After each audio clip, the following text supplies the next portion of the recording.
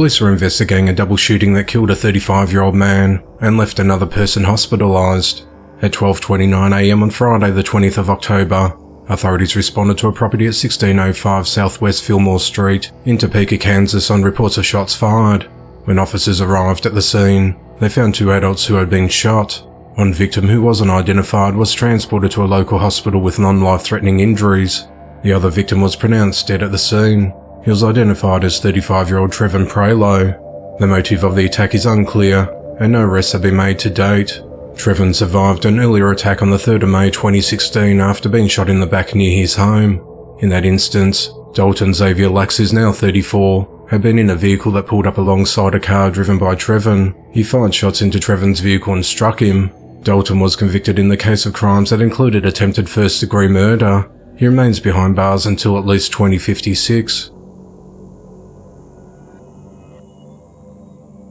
Authorities are searching for 19-year-old Ivan Gonzalez. He's accused of fatally beating his 44-year-old father Mario Alfredo Gonzalez during a drunken dispute early this year. At around 3:40 a.m. on the 27th of August, authorities responded to a home in the 1200 block of West 13th Street, near North Ohio Street in Roswell, New Mexico, on reports of an assault. When officers arrived, they found Mario badly beaten. Mario told police that his son told him that he wanted him dead. Medics transported him to a hospital where he underwent surgery due to internal bleeding. His injuries included a fracture to his right ribs and abrasions on his left shoulder and forearms. He went into cardiac arrest and died the next day.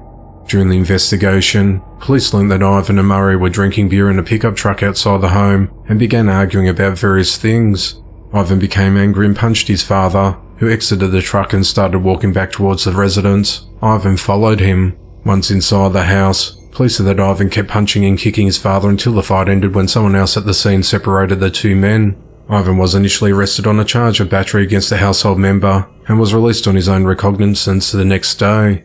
On the 3rd of October, the medical examiner ruled Mario's death a homicide due to blunt force injuries. It was noted that Mario suffered multiple internal injuries and that existing medical conditions contributed to his death.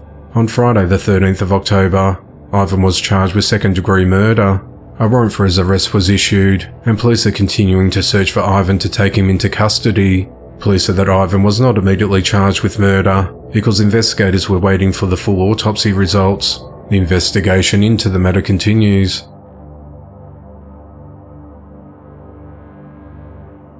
"27-year-old Jonathan Fair is behind bars for fatally shooting his toddler daughter and injuring his ex-girlfriend and her boyfriend during a custody exchange.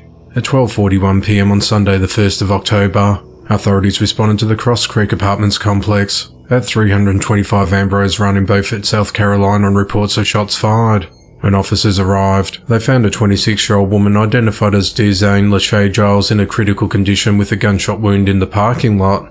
Medics rendered aid to the woman and transported her to a local hospital.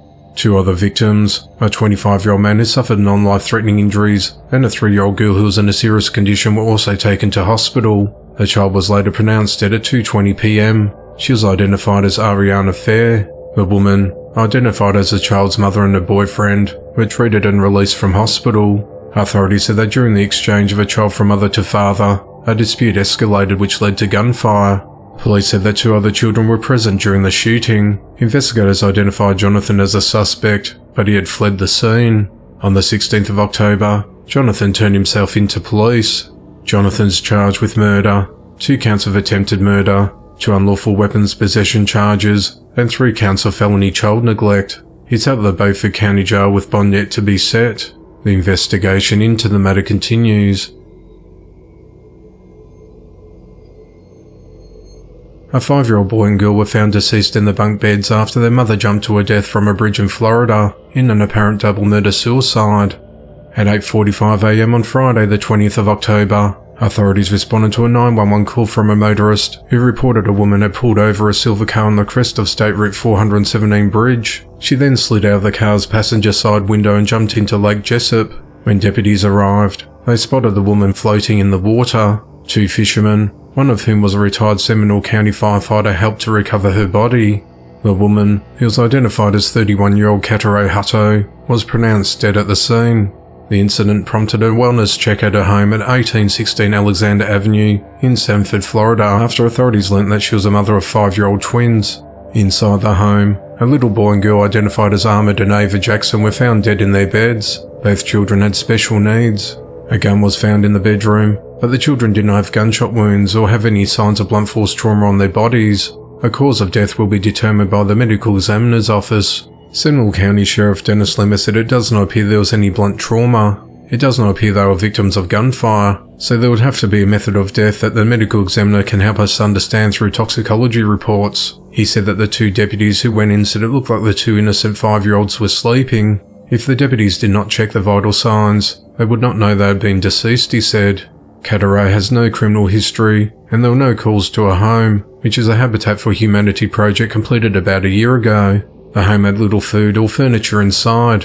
Cadaret worked at a temp agency, however it's unclear if she was struggling financially. She had been at work as recently as a few days ago. The twins last attended school on Friday the 13th of October. Cadaret had tried to contact her mother who lives in Perry but was in Orlando for a medical procedure on Thursday night on the 12th of October.